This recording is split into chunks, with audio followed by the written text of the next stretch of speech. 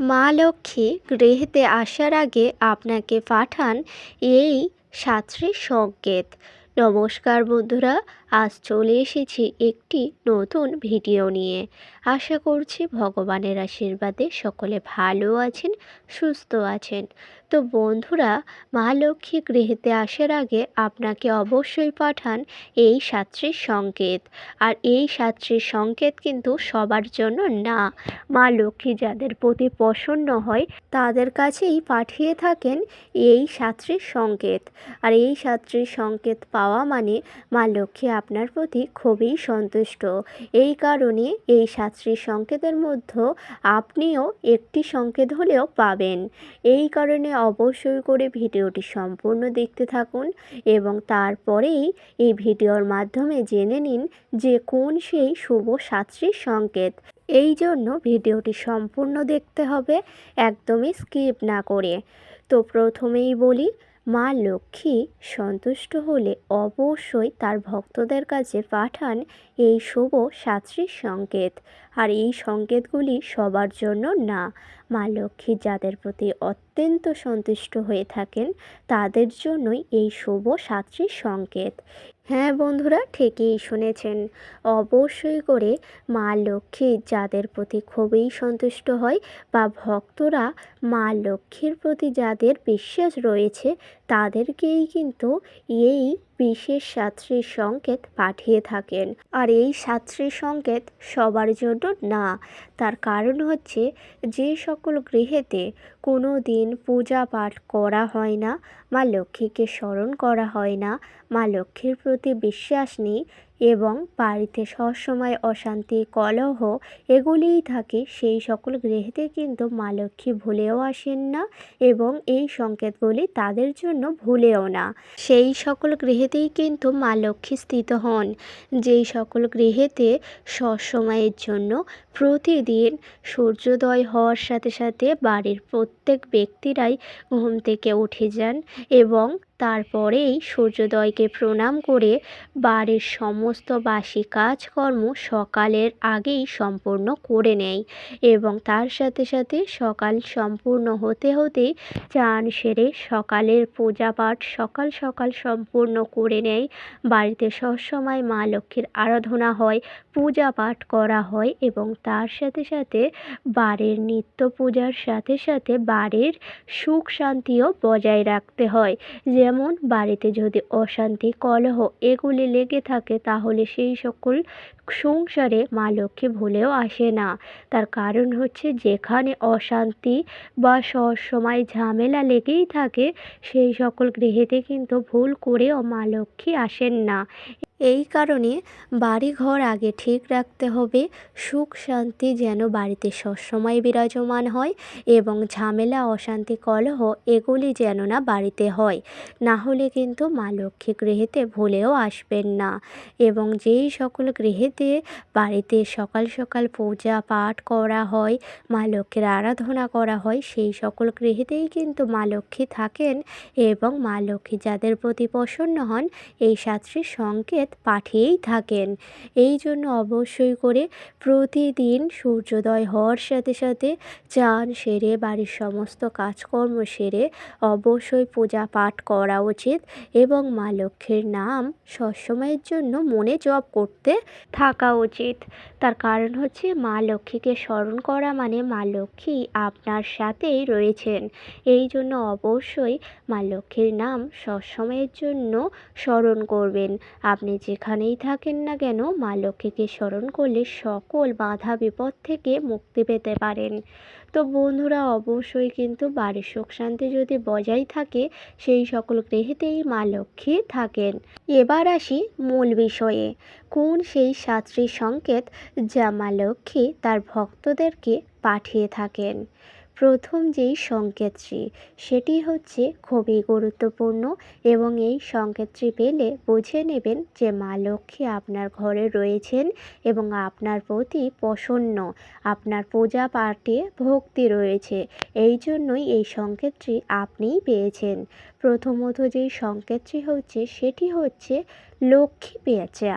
লক্ষ্মী পেঁচা যদি বাড়ির ঠাকুর ঘরে বা বাড়ির আশেপাশে কোথাও আপনি দেখেন, বিশেষ করে আপনার বাড়ির ঠাকুর ঘরে যদি এসে থাকে লক্ষ্মী পেঁচা, তাহলে কিন্তু বুঝে নেবেন যে মা লক্ষ্মীর আপনার গৃহেতেই রয়েছেন। এই জন্য মা লক্ষ্মীর বাহন আপনাকে এই শুভ সংকেতটি দিতে এসেছেন। ঠিকই শুনেছেন। এবং দ্বিতীয়ত যে সংকেতটি হচ্ছে সেটি হচ্ছে কালো পিঁপড়া। অবশ্যই করে দেখবেন ঠাকুর ঘরে যাওয়ার সাথে সাথেই যখনই ভোগ নিবেদন করবেন, যদি খুবই কালো পিঁপড়ার আনাগোনা থাকে, তাহলে বুঝে নেবেন যে মা লক্ষ্মী আপনার ঘরে রয়েছেন। এই জন্য কালো পিঁপড়ার আনাগোনা খুবই বেড়েছে। এই জন্য কিন্তু বুঝে নিতে হবে যে ঠাকুর ঘরে যদি কালো পিঁপড়ার আনাগোনা বাড়ে, তাহলে মা লক্ষ্মী আপনার প্রতি প্রসন্ন, আপনার পূজা পাঠে মা লক্ষ্মী সন্তুষ্ট। এই জন্য এটিও কিন্তু শুভ একটি সংকেত। এবং 3 নম্বর যেই সংকেতটি হচ্ছে সেটিও অত্যন্ত গুরুত্বপূর্ণ। ঠাকুর ঘরে যখনই যাবেন, ঠাকুর ঘরে যাওয়ার পরে পূজা পাঠ সম্পূর্ণ হয়ে গেলে যখনই প্রণাম করবেন, প্রণাম করার সাথে সাথে চোখ খুলে যখনই দেখবেন, যদি দেখেন ঠাকুর ঘরের আশেপাশে কোথাও টিকটিকি ঘোরাঘুরি করছে, তাহলেও কিন্তু এটি শুভ একটি সংকেত। ঠাকুর ঘরে টিকটিকি থাকা মানে এটি কিন্তু একটি শুভ সংকেত। এবং 4 নম্বর যেই সংকেতটি হচ্ছে সেটিও কিন্তু অত্যন্ত গুরুত্বপূর্ণ। 4 নম্বর যেই সংকেতটি হচ্ছে সেটি হচ্ছে বাড়িতে যদি কোনো গরিব ভিখারি, দক্ষিণী বা বয়স্ক মহিলা আসে, তাহলে বুঝে নেবেন যে মা লক্ষ্মীর একটি সংকেত এটি। এই জন্য বাড়িতে যদি কোনো ভিখারির বেশি কেউ আসে, তাদেরকে ভুল করেও খালি হাতে ফেরাবেন না। পারলে কিছু আপনাদের দেওয়ার চেষ্টা করবেন। আপনাদের সামর্থ্য মতো কিছু দেওয়ার অবশ্যই চেষ্টা করবেন। তার কারণ হলো, বাড়িতে যদি কোনো ভিখারি, ভিক্ষুক, গরিব, দক্ষিণী কেউ আসে, তাদেরকে কিছু দান করা অত্যন্ত ভালো। এই জন্য অবশ্যই এটি কিন্তু একটি শুভ সংকেত, যার ফলে মা লক্ষ্মী আপনার বাড়ির সদর দরজায় এসে দাঁড়িয়েছে। তার কারণ হচ্ছে আপনার ধৈর্যর পরীক্ষা বা আপনার সততার পরীক্ষা মা লক্ষ্মী নিয়ে থাকেন। এই জন্য গরিব দক্ষিণীকে খালি হাতে ভুল করেও ফেরাবেন না। পারলে আপনার সামর্থ্য মতো কিছু দেওয়ার চেষ্টা করবেন। এবং 5 নম্বর যেই সংকেতটি হচ্ছে সেটিও কিন্তু খুবই গুরুত্বপূর্ণ। সেটি হচ্ছে বাড়িতে যদি কোনো পশু পাখি আসে, যেমন কুকুর, বিড়াল, গরু, যদি এগুলি আপনার বাড়ির সদর দরজার সামনে ভুলেও এসে যায়, তাদেরকে থুতথুর করে তাড়াবেন না বা তাদেরকে আঘাত করবেন না। বাড়িতে পশু পাখি আসার অর্থ হলো বাড়িতে সৌভাগ্য আসছে। এই জন্য পশু পাখিরাই আপনার বাড়ির সদর দরজার সামনে এসেই দাঁড়িয়েছেন। এটিও কিন্তু মা লক্ষ্মীর সংকেত। এবং 6 নম্বর যেই সংকেতটি হচ্ছে সেটিও কিন্তু অত্যন্ত গুরুত্বপূর্ণ একটি সংকেত। আর সেটি হচ্ছে স্বপ্নের মধ্যে যদি দেখেন বাড়িতে মা লক্ষ্মী বিরাজমান করছেন, বা মা লক্ষ্মীর স্বপ্ন যদি আপনি প্রতিদিনই দেখতে থাকেন, তাহলে কিন্তু বুঝে নেবেন যে প্রতিদিন মা লক্ষ্মী আপনার স্বপ্নেতেই রয়েছেন। তার কারণ হলো মা লক্ষ্মী আপনার গৃহেতেই রয়েছে। এই জন্য আপনার স্বপ্নেতে মা লক্ষ্মী আসছেন বহুবার। এবং 7 নম্বর যেই সংকেতটি হচ্ছে সেটি কিন্তু মা লক্ষ্মী আপনাকে সম্পূর্ণভাবেই দিয়ে থাকবেন, যদি মা লক্ষ্মী আপনার প্রতি প্রসন্ন হন। দেখবেন যদি ঠাকুর ঘরে পূজা পাঠ করার সময় আপনারা হয়তো ঠাকুর ঘর ভালোভাবে পরিষ্কার করার পরেই ঠাকুর ঘরে ফুল সাজিয়েই তারপরেই ভোগ নিবেদন করে থাকেন। আর তারপরেই যখন পূজা সম্পূর্ণ হয়ে যায় এবং প্রণামের পরেই যদি ঠাকুর ঘর থেকে অবশ্যই করে দেখবেন, যদি ঠাকুরের চরণ থেকে বা ঠাকুর থান থেকে ঠাকুরের ফুল যদি ভুল করে আপনার সামনে এসে পড়ে, এটি কিন্তু মা লক্ষ্মী প্রসন্ন হচ্ছে বলে মায়ের লক্ষ্মীর আশীর্বাদ এটি। এই কারণে মাকে ফুল দিয়ে সাজানোর পরেই সেই ফুল আপনার আশীর্বাদ হিসেবেই ফিরে আসছে। আর সেই ফুলটি আপনারা অবশ্যই বাড়ির লকারেতে রেখে দেবেন। ঠিকই শুনেছেন, বাড়ির লকারে যদি মা লক্ষ্মীর দেওয়া আশীর্বাদটি অবশ্যই করে সেই ফুলটি যদি বাড়ির লকারেতে রেখে দিতে পারেন, তাহলেই কিন্তু আসবে সংসারে অর্থ ও সৌভাগ্য। তো বন্ধুরা, আশা করছি বোঝাতে পারলাম। এই হলো সেই 7টি শুভ সংকেত, যা আপনারা যদি পেয়ে থাকেন তাহলে বুঝে নেবেন যে মা লক্ষ্মী আপনার সংসারেই বিরাজমান এবং আপনার সংসারে কোনো দিনও অমঙ্গল কিছু আসবে না। এবং সংসারে যদি কোনো নেতিবাচক শক্তি, বাস্তু দোষ ভুলেও আসে, সংসারে যদি কোনো বাধা বিপত্তিও আসে, মা লক্ষ্মী আপনার গৃহেতে থাকার জন্য সকল বাধা বিপত্তি থেকেও মুক্তি পাবেন।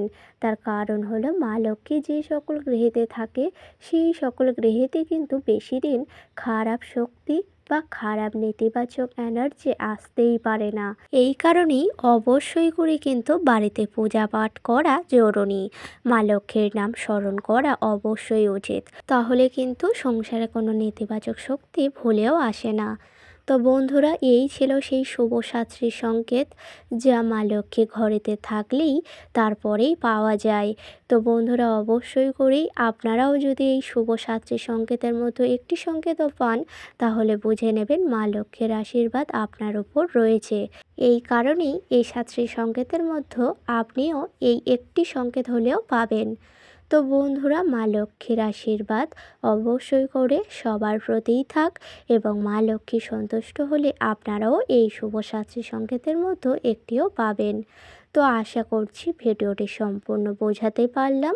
আজকের ভিডিওটি ছিল এই পর্যন্ত। ভিডিওটি ভালো লাগলে লাইক করবেন, শেয়ার করবেন, কমেন্টে লিখে যাবেন জয় মা লক্ষ্মীর জয়। এবং আমার চ্যানেলে নতুন হলে অবশ্যই চ্যানেলটিকে সাবস্ক্রাইব করে পাশে থাকবেন পরের ভিডিও পাওয়ার জন্য। সকলকে জানাই অনেক অনেক ধন্যবাদ।